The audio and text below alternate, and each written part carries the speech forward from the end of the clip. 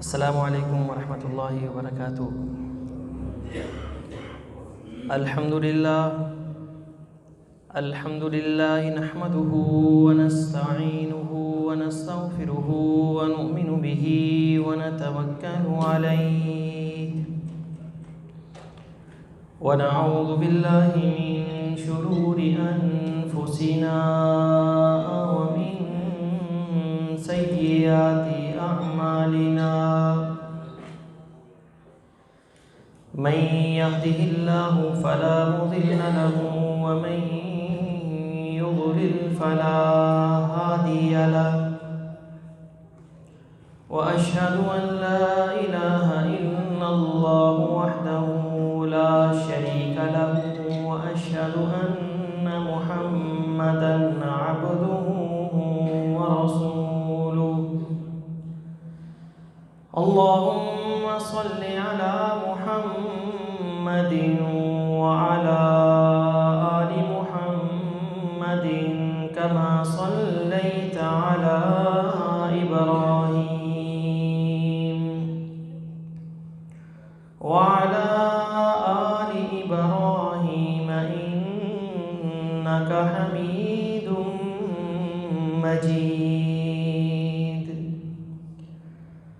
اللهم بارك على محمد وعلى آل محمد كما باركت على إبراهيم وعلى آل إبراهيم إنك حميد مجيد،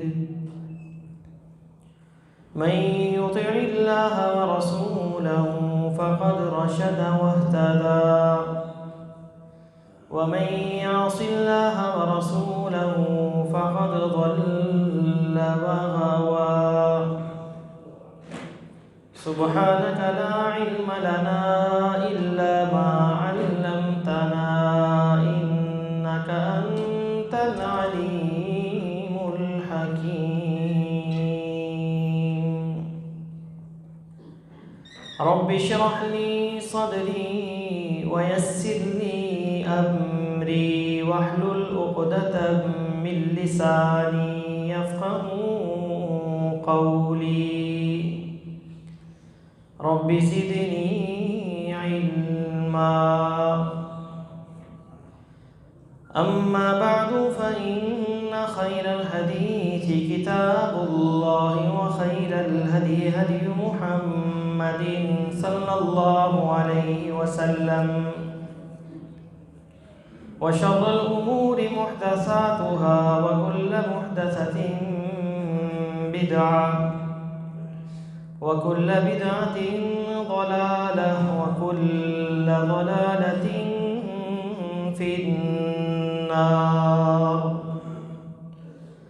أعوذ بالله السميع العليم من الشيطان الرجيم، من همزه ونفخه ونفثه، بسم الله الرحمن الرحيم،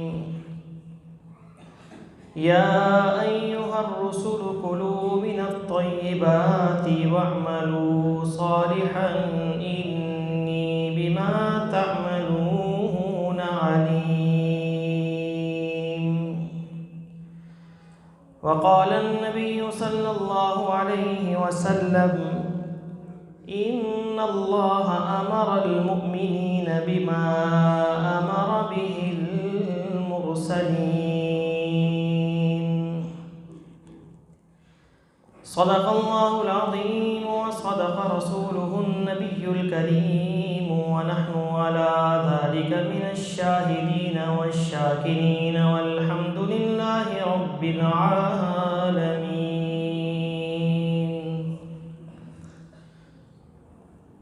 ہر قسم کی تعریفات اللہ احکم الحاکمین، ارحم الراحمین، احسن الخالقین، ذوالجلال والاکرام کے لیے ہے، اور لاکھ درود و سلام ہو امام الانبیاء والمرسلین کی ذات مقدسہ مطہرہ معظمہ پر، گزشتہ 3 جمعوں سے مالی معاملات کے حوالے سے ہم نے بات شروع کی تھی. بس آج کچھ اس سے متعلق چند گزارشات آپ کے گوش گزار کر کے اس موضوع کو ہم ختم کریں گے. کچھ تتمات ہیں جن کو پیش کرنا ہے اس موضوع سے متعلق. سب سے پہلی بات جو کہ قرض سے متعلق ہے، جیسے ہم نے گزشتہ جمعے قرض کے حوالے سے بات کی، امانت کے حوالے سے بات کی. اگر ایک شخص جس نے قرض لیا ہے اور قرض خواہ اور قرض دہندہ، اگر قرض دہندہ شخص جو سا ہے وہ اگر فوت ہو جاتا ہے، اس کے ورثاء بھی کوئی نہیں ہے، اب پیسے دینے ہیں اس کے، تو اس کی صورت یہ ہے کہ وہ رقم 1 لاکھ ہے، 10,000 ہے، جتنی بھی رقم بنتی ہے، اول تو اس کے ورثاء کی طرف اسے منتقل کیا جانا چاہیے. اگر نہیں علم کہ اس کے ورثاء کون ہے تو پھر ان پیسوں کو اس کی طرف سے اللہ کے راستے میں صدقہ کر دیا جائے اور اللہ سے دعا کی جائے، یا اللہ یہ رقم تو اس شخص تک پہنچانے پر قادر ہے. اللہ رب العزت اس کے نامہ اعمال کے اندر صدقے کا اجر لکھ دے گا، اور آپ کے ذمے بھی جو بوجھ ہے، جو قرضہ ہے، وہ اتر جائے گا. اللہ سے دعا بھی کریں، یا اللہ اس نے مجھ سے تعاون کیا، اب وہ دنیا میں نہیں رہا، اب میں نے یہ رقم اس کی طرف سے صدقہ کر دی ہے، تو یا اللہ تو اس کو قبول کر لے اور اس کے حق میں صدقہ جاریہ کا اجر لکھ دے. تو اس سے آپ کا بوجھ بھی ہلکا ہو جائے گا، آپ کا ضمیر بھی مطمئن ہو جائے گا، اور آپ اللہ کی بارگاہ میں بری ہو جائیں گے، سرخرو ہو جائیں گے. تو قرض کے تعلق سے یہ ایک بات تھی، کیونکہ اللہ رب العزت تو ہر چیز پر قادر ہے. اور دوسری بات، ہم کاروبار اگر کرتے ہیں اور حلال کا کام کرتے ہیں، لیکن حلال کا کاروبار کرتے ہوئے بھی بعض اوقات بعض وقت ایسے آ جاتے ہیں کاروبار کے اندر جس دوران کاروبار کرنا آپ کے لیے حرام ہو جاتا ہے. ان میں سے ایک وقت نماز کا وقت ہے. آپ دکان پہ بیٹھے ہوئے ہیں، آپ تجارت کر رہے ہیں، جیسے ہی آپ کے کان میں اذان کی آواز پڑتی ہے تو آپ کو چاہیے کہ دکان بند کر کے اپنے کاروبار کو سمیٹ کر، اللہ نے بلایا ہے کہ حی علی الصلاۃ حی علی الفلاح، آؤ نماز کی طرف، آؤ کامیابی کی طرف. پروردگار تمہیں کہہ رہا ہے کہ آ جاؤ کامیابی کی طرف. تو پھر اصل جو کامیابی جسے ہمارا پروردگار کامیابی کہہ رہا ہے، پھر ہمیں اس کی طرف آنا چاہیے. پھر ہمارا دکان پر بیٹھنا ہماری کامیابی نہیں ہے. دکان پر بیٹھنا نماز کے وقت، اس میں ہمارے لیے کوئی خیر نہیں ہے، بھلائی نہیں ہے. تو نماز کا جب وقت ہو جائے تو دکانیں بند کر کے مسجد میں آنا چاہیے. اور اس دوران اگر آپ حلال کا کام بھی کرتے ہیں، دوران نماز آپ کا کام جاری رہتا ہے، تو اس دوران میں بھی جو آپ کی آمدن ہوتی ہے وہ حرام کی ہو جاتی ہے. تو آپ کے حلال کے کاروبار کے اندر حرام کی آمیزش ہو جاتی ہے. اور ایسا بھی نہیں کرنا چاہیے. خود تو نماز پڑھنے کے لیے مسجد میں آ گئے اور دکان پر اپنے بیٹے کو بٹھا دیا، اپنے ملازم کو بٹھا دیا کہ تو دکان کو سنبھال، میں نماز پڑھ کر آ جاتا ہوں. اب اگر قیامت کے دن آپ کے بیٹے نے، آپ کے ملازم نے اللہ کے سامنے کہہ دیا، جب اللہ نے پوچھا کہ تم نے نمازیں کیوں نہیں پڑھی، بیٹے نے کہہ دیا، ملازم نے کہہ دیا کہ میرا باپ، میرا جو مالک ہے، وہ تو نماز کے دوران مجھے اپنے کاروبار کے اوپر بٹھا کر خود چلا جاتا تھا، خود تو نمازیں پڑھتا تھا، تب اس کا ہاتھ ہوگا اور ہمارا گریبان ہوگا. اس وقت سے بھی ڈرنا چاہیے کہ ایسی نوبت نہ آئے. نماز سے متعلق سوال جہاں پر آپ سے ہونا ہے، وہیں پر آپ کے بیٹے سے بھی ہونا ہے، آپ کے ملازم سے بھی ہونا ہے. ملازم کو بھی اس بات کے اوپر پابند کریں، بیٹے کو بھی اس بات کے اوپر پابند کریں کہ وہ بھی آپ کے ساتھ مسجد میں حاضر ہو کر باجماعت نماز ادا کریں۔ تو نماز کے وقت آپ کا حلال کا کاروبار بھی حرام کا بن جاتا ہے۔ سلف صالحین کا کیا طرز عمل ہوتا تھا؟ امام ایوب السختیانی رحمہ اللہ وقت کے بڑے محدث ہیں، امام ہیں، اور پیشے کے اعتبار سے وہ سنار تھے۔ ہتھوڑی ان کے ہاتھ میں ہوتی، سونے کو گرم کر کے اس کے اوپر ضرب لگانے لگتے۔ جیسے ہی اذان ہوتی ان کے کانوں میں اذان کی آواز اللہ اکبر جب پڑتی تو ہتھوڑی کو اسی وقت اسی حالت میں وہیں پر رکھ دیتے، ضرب نہ لگاتے، بنا ضرب لگائے ہتھوڑی کو سائڈ پر رکھ دیتے۔ لوگ کہتے کہ آپ نے اتنی محنت سے سونے کو گرم کیا ہے، تب تو اتنے وسائل بھی نہیں تھے، آگ جلانے کے لیے بھی بڑی محنت، بڑا وقت لگتا تھا۔ تو کہتے جب اللہ نے پکارا، اللہ نے بلایا تو وہ کامیابی ہے، اس میں میری کامیابی نہیں، اس میں خیر ہے، اس میں میری خیر نہیں ہو سکتی ہے۔ تو ہمارا طرز عمل بھی ایسا ہونا چاہیے جیسے ہمارے سلف صالحین کا تھا۔ نماز کا وقت ہوا، سارے کام ختم کر کے، دکان کو بند کر کے، اپنے بیٹے کو، اپنے ملازم کو ساتھ لے کر مسجد میں حاضر ہونا، یہ سلف صالحین کا طرز عمل ہے۔ اپنے حلال کے کاروبار کے اندر حرام کی آمیزش مت کر۔ تو یہ بات بھی ہمیں کاروبار تجارت کرتے ہوئے مد نظر رکھنی چاہیے، سب کو ساتھ ملانا چاہیے۔ صرف آپ ہی نماز پڑھنے کے لیے مکلف نہیں ہیں، ان کے اوپر بھی نماز فرض ہے۔ اور تیسری بات کہ مالی معاملات کے اندر ایک معاملہ تکثر کا معاملہ ہے، کثرت مال کا۔ بہت سے لوگ ہوتے ہیں جنہیں مال کی حرص، لالچ، طمع پڑ جاتا ہے، مال کو جمع کرنے کی جو ہوس ہوتی ہے ان کے اندر بہت زیادہ آ جاتی ہے۔ اب ان کو پیسوں کی ضرورت نہیں، لیکن مانگنے کی عادت پڑ گئی ہے، سوال کرنے کی عادت پڑ گئی ہے، بھیک مانگتے ہیں، لوگوں کے سامنے ہاتھ پھیلاتے ہیں۔ کروڑوں روپے کے مالک، اربوں کی جائیداد کے مالک، ایسے لوگ بھی آپ کو ملیں گے جو فقیر ہیں، فقیروں کے روپ کے اندر۔ اب ان کو یہ مال لوگوں سے سوال کرنے کی عادت پڑ چکی ہے۔ ایک تو ہے نا بندے کو ضرورت ہے کسی کام کی، پیسوں کی ضرورت ہے، کوئی چیز اس نے خریدنی ہے، تو وہ ضرورت کے وقت سائل کی حیثیت سے کسی کے سامنے ہاتھ کو پھیلاتا ہے، وہ تو جائز ہے۔ لیکن جو بلا وجہ سوالی بن کر، فقیر بن کر در در مانگتا پھرے، اس کے بارے میں نبی اکرم صلی اللہ علیہ وسلم کی حدیث ہے، آپ نے فرمایا کہ لا فتح رجل علی نفسه باب مسألۃ الا فتح اللہ علیہ باب الفقر، کہ جو شخص اپنے اوپر مانگنے کا دروازہ کھول لیتا ہے، فقیر بن جاتا ہے، تو اللہ رب العزت اس شخص کو فقر کے اندر مبتلا کر دیتا ہے، مفلسی کے اندر اس شخص کو مبتلا کر دیتا ہے، فقیر بنا دیتا ہے، اس کی کبھی کمی پوری نہیں ہوتی۔ یہ اللہ کا عذاب ہوتا ہے۔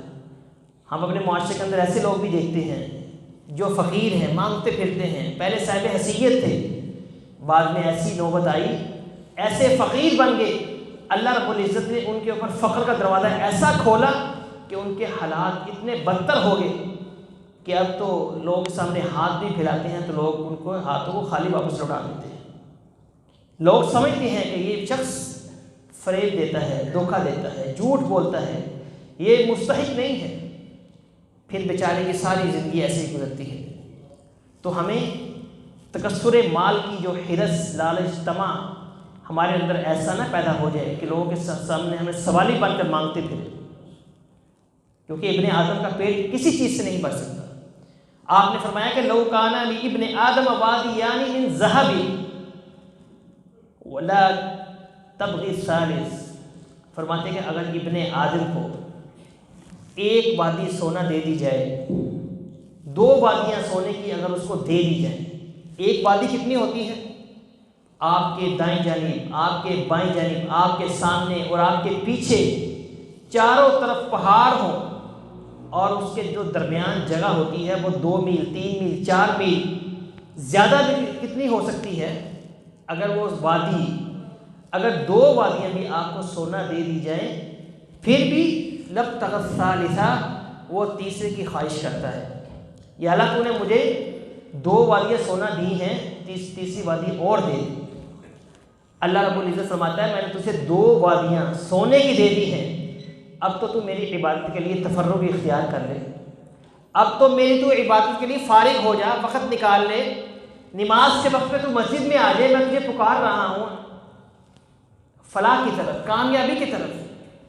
ہم دن رات کوشش کرتے ہیں کامیاب ہو جاؤں، کامیاب ہو جاؤں، جب پروردگار ہمیں بلاتا ہے کہ آؤ کامیابی کی طرف تو ہم اس کی طرف توجہ نہیں کرتے۔ کیسا ہمارا عجیب رویہ ہے، ہم ہر بزرگ سے کہتے ہیں، ہر بڑے سے کہتے ہیں کہ دعا کرو کہ میں کامیاب ہو جاؤں، لیکن جب پروردگار حی علی الصلاح حی علی الفلاح کے ذریعے ہمارے کانوں میں مؤذن کے ذریعے سے دن میں 5 وقت جب یہ آواز ڈالتا ہے تب ہم غفلت کا شکار رہتے ہیں، تب ہم کہتے ہیں ہمیں کامیابی کی ضرورت نہیں ہے۔ تو فرمایا اے بندے تجھے میں نے اتنا مال دیا، اتنا پیسہ دیا، اب تو میری عبادت کے لیے وقت نکال، لیکن لبتغت ثالثا، اب وہ تیسری وادی کی خواہش کرتا ہے کہ میرے پاس اور وادی ہو، اور سونا آ جائے۔ فرمایا کہ ولا یملأ جوف ابن آدم الا التراب، ابن آدم کا پیٹ صرف اور صرف قبر کی مٹی بھر سکتی ہے۔ الہاکم التکاثر حتی زرتم المقابر، کہ مال کی ہوس نے انسان کو ایسا غافل کر دیا ہے کہ یہاں تک کہ وہ قبر کے اندر جا کے پہنچ جاتا ہے۔ آپ نے فرمایا کہ انسان کو صرف قبر کی مٹی اس کا پیٹ بھر سکتی ہے، دنیا کے خزانے ساری دنیا بھی اسے مل جائے پھر بھی اس کا پیٹ نہیں بھرے گا۔ تو اتنی ہوس، اتنی لالچ کا کوئی فائدہ نہیں۔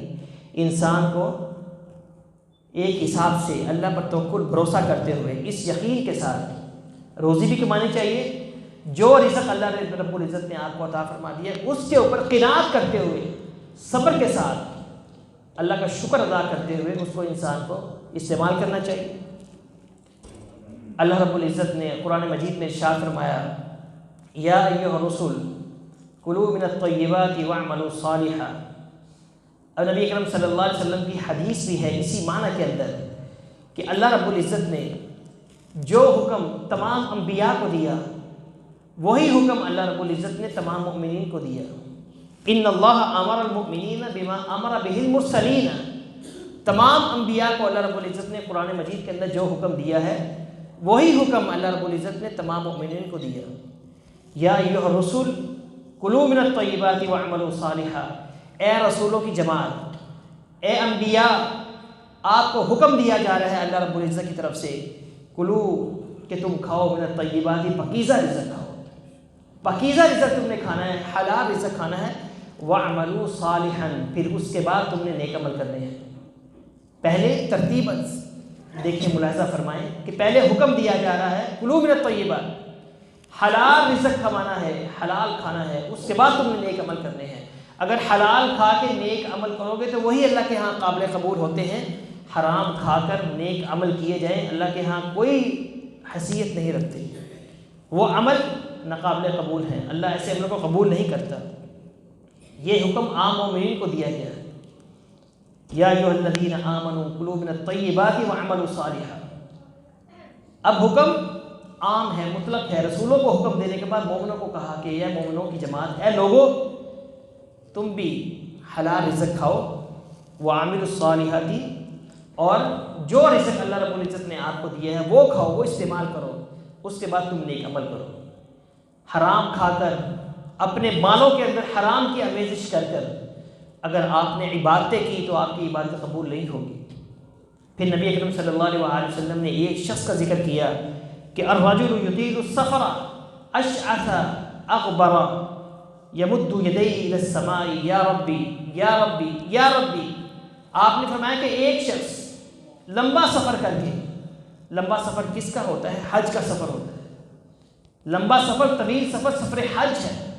ایک بندہ سفر حج کے لیے نکلتا ہے، اشعث اغبر، اس کا پورا وجود گرد و غبار سے اٹا ہوتا ہے، اور جو یہ والی حالت ہوتی ہے یہ حاجی کی اس وقت ہوتی ہے جب وہ میدان عرفات میں ہوتا ہے، کیونکہ حدیث کے اندر میدان عرفات کے حوالے سے بھی جو نبی اکرم صلی اللہ علیہ وسلم کے فرمان ہے کہ نبی اکرم صلی اللہ علیہ وسلم نے فرمایا کہ ایک حاجی میدان عرفات میں جب اکٹھے ہوتا ہے، وہاں جمع ہوتا ہے، اس کی حالت یہ ہوتی ہے کہ شعثا غبرا، کہ وہ گرد و غبار سے اٹا ہوا ہوتا ہے، اشعث اغبر یمد یدیہ، دیکھیے میدان عرفات کے اندر سب سے مقدس ترین جگہ میدان عرفات، اور جب اللہ رب العزت آسمان دنیا پر آ جاتا ہے اور اپنے فرشتوں کے سامنے فخریہ انداز میں کہتا ہے کہ دیکھو میرے سارے کے سارے بندے میرے سامنے جمع ہو کر مجھ سے معافی طلب کر رہے ہیں، مجھ سے اپنے گناہوں کی بخشش طلب کر رہے ہیں، اے فرشتوں تم گواہ ہو جاؤ میں نے ان سب کو معاف کر دیا ہے۔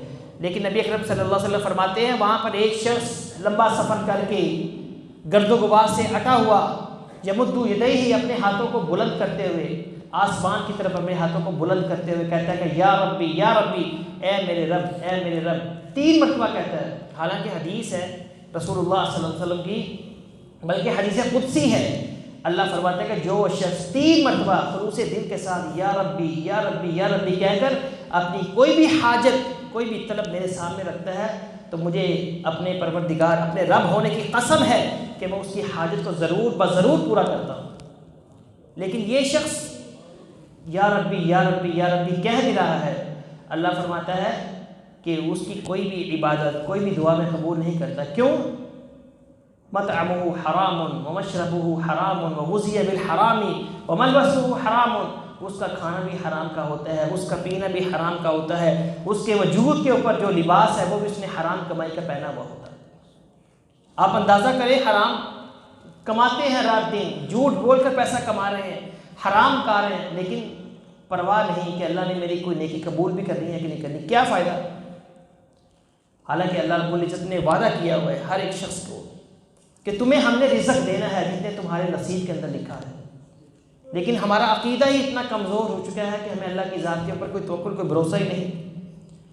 تو رزق حلال سے دور ہونے والا یا رزق حلال پر قناعت نہ کرنے والا اور رزق حرام کا جو متلاشی شخص ہوتا ہے وہ ضعف عقیدہ کا بھی شخص، اس کا عقیدہ بھی کمزور ہوتا ہے اور اس کا ایمان بھی کمزور ہوتا ہے، کیونکہ حرام ذرائع وہی شخص اختیار کرتا ہے جس شخص کو اللہ کے اوپر توکل نہیں ہے، بھروسہ نہیں ہے، اور یہ سارے حرام ذرائع کو اختیار کرنا یہ توکل کے منافی ہے۔ جب اللہ نے آپ کا رزق اپنے وقت پر آپ کو دینا ہے، اگر آپ وقت سے پہلے اس کو حاصل کرنے کی کوشش کرتے ہیں، حرام ذرائع کو اختیار کرتے ہیں، تو اس کا مطلب یہ ہے کہ آپ کا اللہ کی ذات پر ایمان ہی نہیں ہے، آپ کا اللہ کے اوپر بھروسہ توکل ہی نہیں ہے۔ عبداللہ بن عباس سے مروی ایک روایت ہے، فرماتے ہیں کہ مومن اور فاجر کے لیے اللہ رب العزت نے رزق لکھا ہوا ہے، اگر انسان صبر کرتا ہے تو اسے اپنے وقت پر حلال رزق مل جاتا ہے، اور وہ رزق خود بخود مل جاتا ہے اپنے وقت پر، اور اگر انسان جلد بازی کرتے ہوئے حرام کی طرف لپک پڑے تو جس قدر وہ حرام کے پیچھے بھاگتا ہے تو اسی کی بقدر اس کا جو رزق ہوتا ہے اس کے اندر کمی کر دی جاتی ہے، رزق اس سے اتنا ہی دور کر دیا جاتا ہے۔ اب آپ کو اپنے وقت پر جو حلال رزق مل رہا ہے وہ ملنا ہی مل رہا ہے، آپ اس سے پہلے کوئی حرام ذریعہ اختیار کر کے آپ اس کو حاصل کرنے کی کوشش کرتے ہیں تو آپ کے رزق کے اندر کمی کر دی جاتی ہے، کیونکہ ہمارا اس بات پر عقیدہ ہے کہ جب ہم ماں کے پیٹ کے اندر تھے تو اللہ رب العزت نے اسی وقت ہمارا رزق لکھ دیا تھا۔ کیا ہمارا اس بات پر یقین نہیں ہے، اعتقاد نہیں ہے؟ کیا ہمارا اللہ کی ذات کے اوپر توکل بھروسہ نہیں ہے؟ اگر ہے تو پھر حرام ذرائع کو اختیار کرنے کا کیا مقصد ہے؟ جھوٹ بول کر، فریب، دھوکہ دے کر پیسے کمانے کا کیا مقصد ہے؟ کہ ہمارے اندر ایمان نہیں ہے۔ یہ سارے امور توکل کے منافی ہیں۔ حرام ذرائع سے پیسہ تو آ گیا، جو حلال ذرائع سے آنا ہے اس کے اندر بھی کمی کر دی جاتی ہے۔ تو اللہ رب العزت کے ہاں اپنی عزت، اپنے مقام اور اپنے مرتبے کو بنانے کی کوشش کریں کہ اللہ کے رب العزت کے ہاں ہم محترم بن جائیں، ہم مکرم بن جائیں۔ ابن قیم رحمہ اللہ فرمایا کرتے تھے، اگر تمہیں اس بات کا اگر تمہیں جستجو ہے، اگر تم یہ بات جاننا چاہتے ہو کہ تمہارا اللہ رب العزت کے ہاں مقام اور مرتبہ کیا ہے، ہر شخص چاہتا ہے کہ مجھے علم ہو کہ میرا رب مجھے کیسے جانتا ہے، اللہ کے ہاں میری کتنی قدر و قیمت ہے۔ ایک نبی اکرم صلی اللہ علیہ وسلم کی حدیث بھی ہے کہ من یرد اللہ بہ خیرا یفقہہ فی الدین، کہ اللہ رب العزت جس شخص کے ساتھ خیر اور بھلائی کا ارادہ کرتا ہے اللہ رب العزت اس کو دین کی فقاہت سمجھ عطا فرما دیتا ہے۔ آپ چاہتے ہیں اللہ کے ہاں اپنا مقام و مرتبہ جاننا تو اپنے عمل کو دیکھیں، خود کو دیکھیں، اپنے کاموں کو دیکھیں کہ میرے کام کیسے ہیں۔ اگر تو کام آپ کے اچھے ہیں، اگر تو دین کی سمجھ بوجھ ہے، دل میں اللہ کا خوف ہے، آپ کے دل کے اندر کاروبار کرتے ہوئے، روزی روٹی کماتے ہوئے حلال کی آپ پوری طرح خیال رکھتے ہیں، تو اس کا مطلب ہے اللہ کے ہاں آپ کا مقام و مرتبہ ہے، اللہ کے ہاں آپ معزز ہیں کہ اللہ رب العزت نے آپ کو سمجھ عطا کی ہے، اللہ رب العزت کے ہاں آپ معزز ہیں۔ اگر تو آپ حرام کھاتے ہیں، دن رات آپ کو کوئی پرواہ نہیں ہے اور دین سے دور ہیں، نمازیں نہیں پڑھتے، تو خود ہی پہچان لیں اپنے عملوں کو دیکھتے ہوئے، اپنے کردار کو دیکھتے ہوئے، اپنی زبان کو دیکھتے ہوئے، اپنے اخلاق و کردار کو دیکھتے ہوئے کہ میرے اللہ کے ہاں کیا مقام و مرتبہ ہوگا۔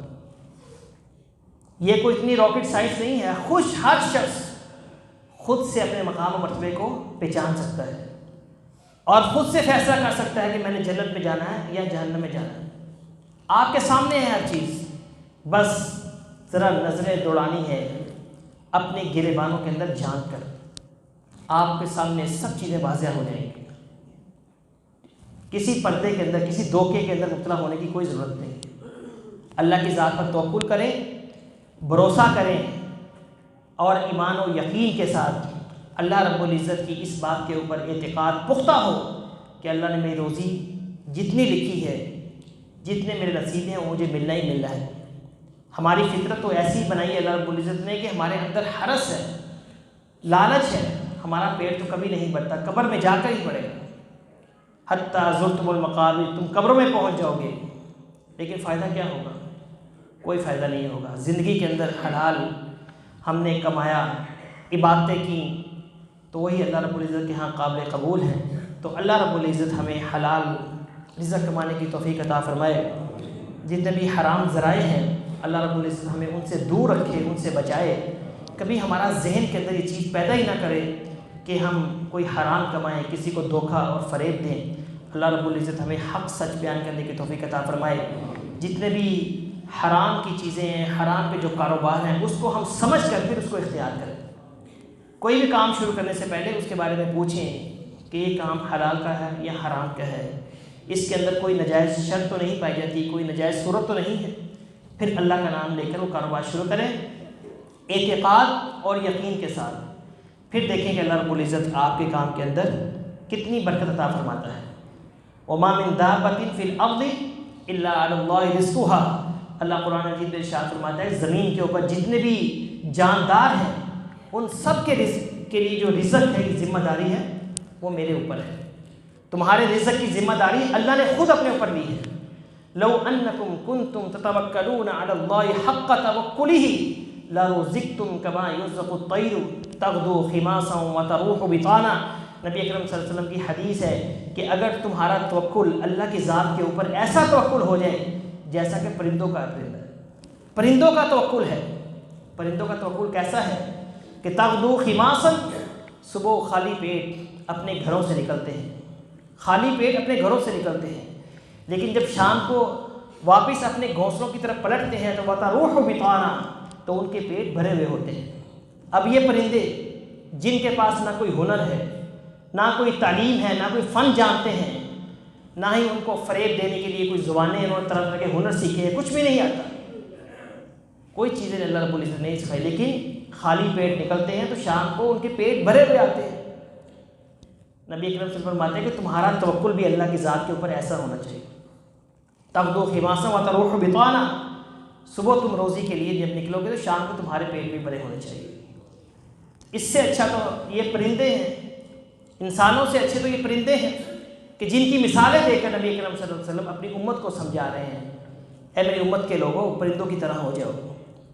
پرندوں کے دل بھی بڑے معصوم ہوتے ہیں، ہمارے دل بھی معصوم ہونے چاہیے۔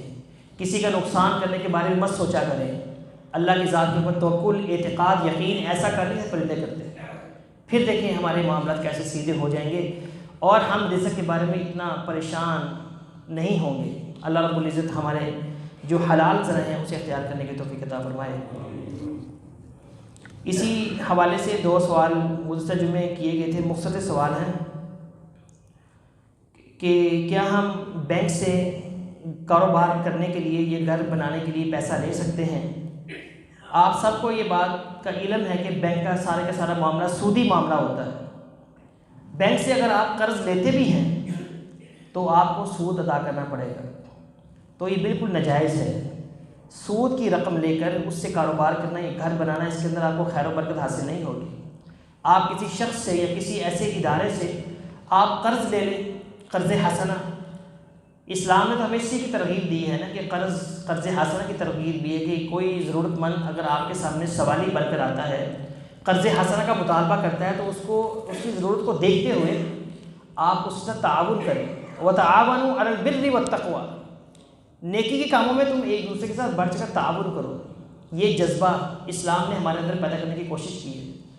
جیسے ایک ادارہ ہے اخوت کے نام سے، وہ لوگوں کو قرض حسنہ دیتا ہے بغیر سود کے، اور انہوں نے ایک کتاب بھی لکھی ہوئی ہے اسی حوالے سے۔ اس کے اندر ایسے واقعات ہیں جن کے اندر یہ واقعہ سے ہمیں چیز سمجھ آتی ہے کہ کچھ لوگوں نے بینک سے کاروبار کے لیے یا اپنا گھر بنانے کے لیے جب قرضے لیے تو پھر ایسے وہ قرضوں کے اندر جکڑ گئے کہ وہ دنیا سے رخصت ہو گئے، لیکن ان کی سکون کی زندگی کو میسر نہیں آئی، کیونکہ بینک کے معاملات کے اندر اتنی پیچیدگیاں ہیں، اتنے ابہام ہے، اور بینک ایسی کنڈیشنیں، ایسی شرائط لگاتا ہے جو شروع میں وہ واضح کرتا ہی نہیں ہے۔ تو یہ کائبور کے نام سے بھی بینک اپنی ان کی شرح جو تناسب ہے سود کا وہ بڑھاتا رہتا ہے، جس کا ہر بندے کو علم نہیں ہوتا۔ لوگوں کو پیسے کی ضرورت ہوتی ہے، لوگ کہتے ہیں بس پیسے آنا چاہیے، جب وہ شرائط کو، ضوابط کو دیکھتے نہیں ہیں، نہ پڑھتے ہیں، بس اسی وقت پیسہ لے کر تو چلے جاتے ہیں، لیکن بعد میں پھنس جاتے ہیں۔ تو اس لیے ہمیں ایسا قدم نہیں اٹھانا چاہیے کہ ہم سودی معاملہ کریں اپنے رزق کمانے کے لیے، اپنا گھر بنانے کے لیے۔ تو ہمیں اس سے اجتناب کرنا چاہیے کہ سود کے اوپر ہمیں کسی سے بھی قرض نہیں لینا چاہیے۔ کیا ہم بینک میں پیسہ رکھوا کر جو ماہانہ پیسے ہم ان سے لیتے ہیں کیا وہ سود ہے؟ بالکل سود ہے۔ ایک شخص بینک میں پیسے رکھواتا ہے 5 لاکھ 10 لاکھ، اور ہر مہینے اس کو جو رقم ملتی ہے وہ سود کا پیسہ ہے، جو کہ حرام ہے، متفق علیہ ہے، یعنی کہ اس کے اوپر اس کے سود ہونے میں ذرہ برابر بھی شبہ نہیں۔ تو ایسے مال سے بچیں، بلکہ آپ کسی کاروبار کے اندر کسی ساتھی کے ساتھ آپ انویسٹ کریں، مشارکت جسے ہم کہتے ہیں، مشارکت کر لیں، مزاحمت کر لیں، لیکن بینک میں پیسہ رکھوا کر سود کھانا یہ حرام ہے۔ اور سود کے بارے میں آپ سب کو علم ہے کہ کتنی بڑی وعید ہے، اور اللہ اور اس کے رسول کے خلاف اعلان جنگ ہے۔